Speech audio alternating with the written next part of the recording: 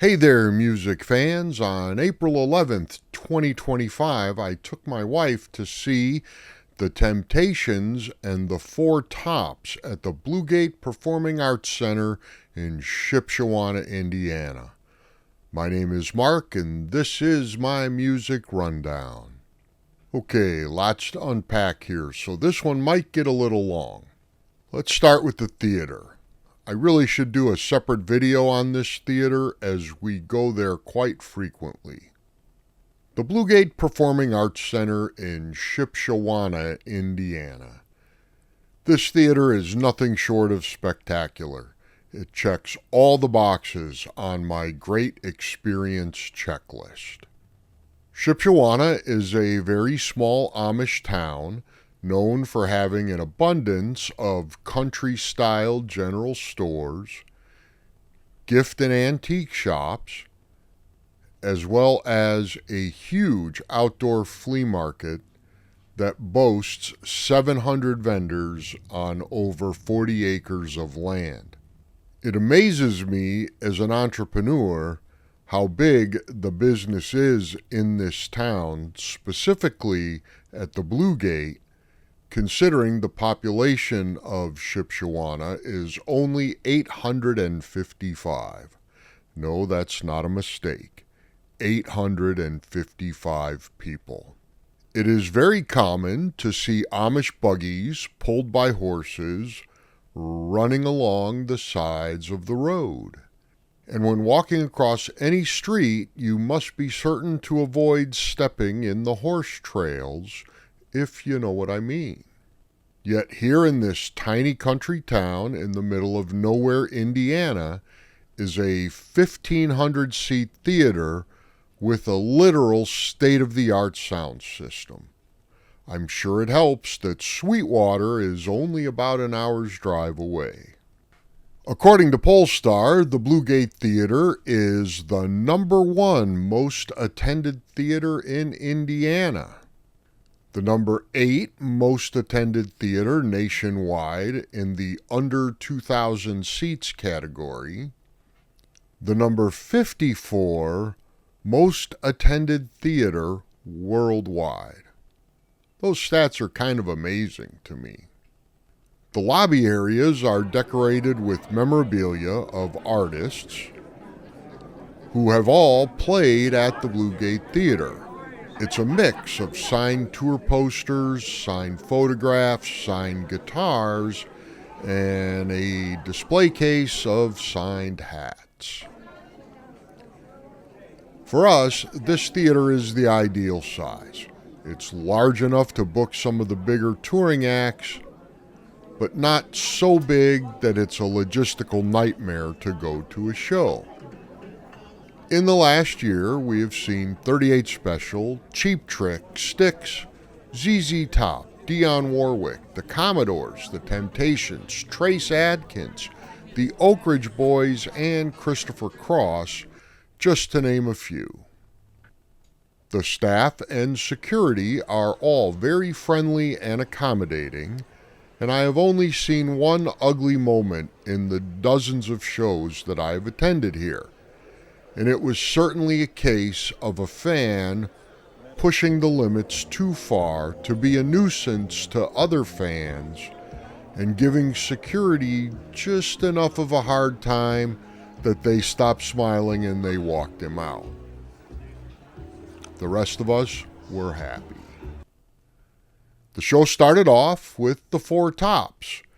This group is in kind of a Lynyrd Skynyrd situation where the current lineup does not include any original members, but the group has pretty deep ties to the roots of the group. The longest member of the group was Abdul Duke Fakar, who was in the group from its formation in 1953 until his death in 2024 at the age of 88. 3 members, Peyton Jr., Peoples, and McNear, all performed as the group with Fakar prior to his passing. And speaking of Lawrence Peyton Jr., he is the son of an original member, Lawrence Peyton Sr. They played what I would call a medium-ish size set, as in it wasn't a shorty for an opening act, but it was a bit longer and maybe almost like a co-headliner. They had a huge band. I counted 14 or 15 people, of which 8 or 10 were a horn section. The band sounded really good and they were tight. The group played all of their hits. Ain't No Woman, Sugar Pie Honey Bunch, It's the Same Old Song, Can't Help Myself, just to name a few. Overall, it was a good show. I enjoyed it. People seemed to like it. After a short intermission, the Temptations are up. They did not change most of the instruments on the stage. Same drums, same keyboards. I think they might have swapped out some guitars. I'm pretty sure it was mostly the same band and horn section performed for both groups. I think the person identified as the musical director on keyboards was different each time. The Temptations still have one original member. Otis Williams has been a Temptation since the formation of the group in 1961. He is 83 years old and still performs like a pro. That guy was up there moving and grooving and dancing and singing right along for his parts. Never would have guessed he was 83.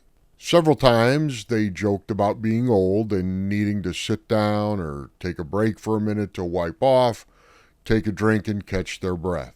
The crowd really seemed to love these kind of moments.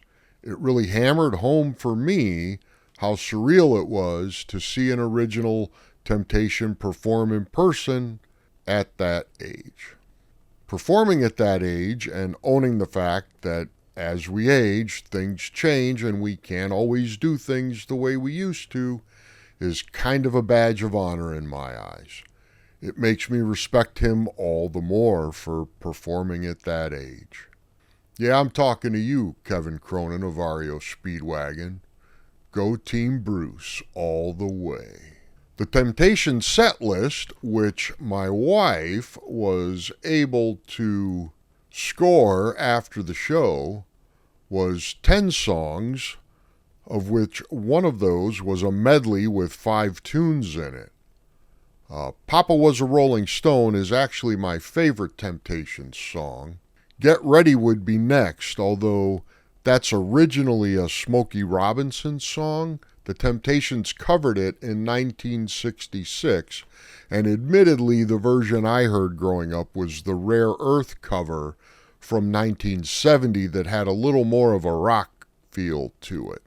The coolest part of the show was the song My Girl, their encore finale. Midway through, they asked for 3 volunteers to come up on stage to sing the first verse with them. They selected 3 people, got them up there. The first guy was a fella named Leon. At first I thought he might be a ringer because he was actually pretty good. Let's watch his. Tell all these amazing people your name, brother. Mr. Leon Warmack. Huh? Did y'all get that? I'm waiting on Mr. Leon to slide on back. All right, Leon, I'm gonna ask you a question. And the way I ask you the question, I want you to respond with your answer back to me, okay? All right, now here we go. My question is this. Do you know this song? Yes, I know this song. Yeah, I said you know the song, y'all. But we're gonna sing the first verse. But we're gonna start off with it, then we're gonna let you take off with it. 1, 2, 1, 2. I've got sunshine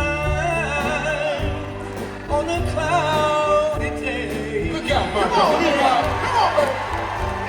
When it's cold outside, I've got nothing made.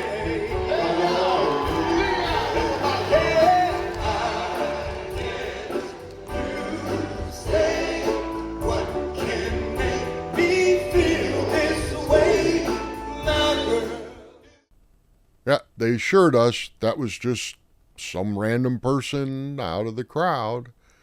Next up, a very young girl named Brielle. They didn't give her age, but if I had to guess, she was probably in the 8 to 10 or 11 range. She was pretty good, but what impressed me the most was the courage to get up in front of that many people and perform a song cold with no rehearsal time or practice. Here's her version. Now, my song was out before she was. Do me a favor, talk in the microphone and tell these people your name. What's your name? My name's Brielle. That's a bold baby. That's what I'm talking about. It's gonna get me down on my knees tonight. All right. Okay, sweetie, I'm gonna ask you a question. I want you to answer it, okay? The same way I ask you, okay? You ready? Yes. Do you know this song? I know this song. Come on, that's what I'm talking about. How we gonna sing the first verse? I've got Sunshine on a cloudy day. Come on, Rio, sing the song, baby. Come on. But it's cold outside. I've got the mother Hey, y'all, she did pretty good, huh? Yeah, come on, dance with me. Come on, dance with me. Deep in this way, Yeah. Talking about. my girl. Her mama raising that daughter right here. Finally, an older fella named Tom. He was pretty good too. He seemed truly to be in the moment of being on the stage with the Temptations, and truly honored to be up there and sing a verse with them. That was really a cool moment. Right here. All right. Yeah, young man. Come on, young man. Come on. Young. Now look here, young man. Tell these wonderful people what your name is. Tom Atkinson, and I am so honored. We're honored to have you. Thank you, sir.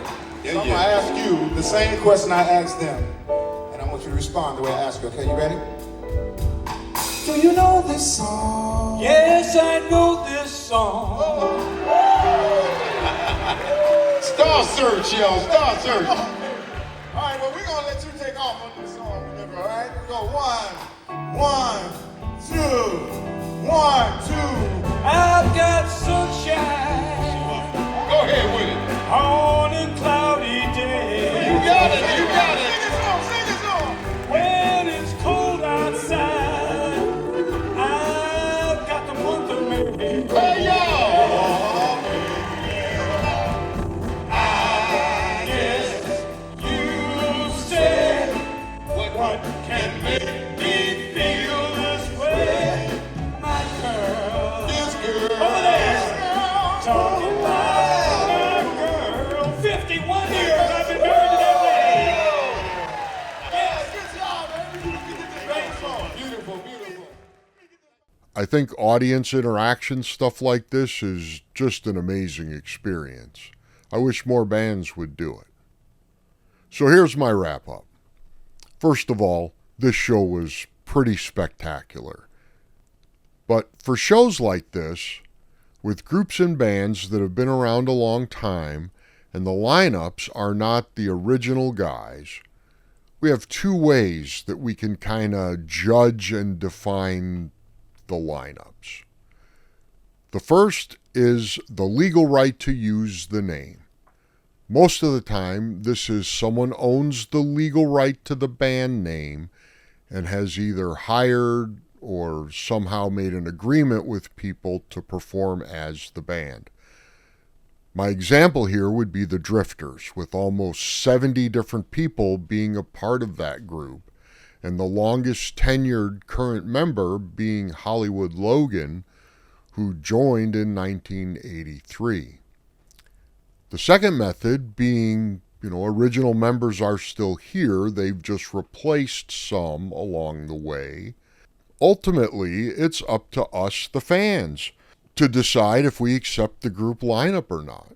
When I saw the Drifters, it was a great show. The fans loved it. They were dancing, singing along. Not one single person seemed to sit down in protest of no original members on the stage, and no one taunted them as a cover band. They were celebrated as the Drifters. But sometimes fans do not accept the lineup, and my example here is you, my friend Kevin Cronin. Just a quick recap here. The last few months of 2024, REO Speedwagon finished out their final shows with only Kevin Cronin as one of the original members.